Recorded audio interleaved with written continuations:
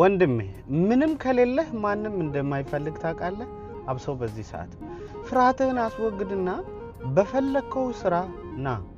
በትንሽ ስራም ይሁን ወደ ሶሻል ሚዲያም ይሁን በፈለከው አንግል ና ግን ስትነሳ ፍርሃትህን አስወግድ ትንሽ ስራ እየሰራክ ይሄ ስራ ለኔ አይመጥነኝም ብለህ ራስህን ከፍ አድርገህ ታይ ከትንሽ ስራ ወደ ትልቅ ስራ እንደሚደርስ ታውቃለህ ወንድሜ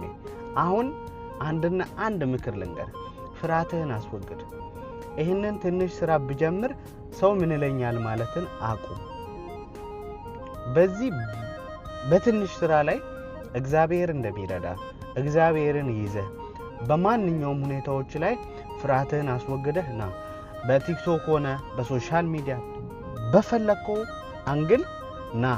ስትመጣ ነው ስትኖር ነው ሰው የሚፈልግ ወንድሜ የዛሬ 3 አመት በፊት አዶናይን አይቼ ነው እኔ ወደ ሶሻል ሚዲያ የመጣሁት ምክንያቱም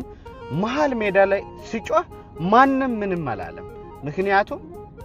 ያንን ቪዲዮ በማየት ወደ ሶሻል ሚዲያ መጣሁ ምክንያቱም ያ ቪዲዮ ለኔ ብዙ ትርጉም አለው የእንደኔ እንኳን እንደዚህ የማይናገሩት እሱን አይተው ወደ ሶሻል ሚዲያ የመጡ ብዙ ሰዎች አሉ ስለዚህ ወንድሜ በመትመጣባቸው መንገዶች ላይ ፍርሃትህን አስወግድና አይምሮክ የተቀበለውን ብቻ አድርግ ሰው ልጅ ስትኖር ነው እንጂ የሚፈልግ ከሌለ የለህም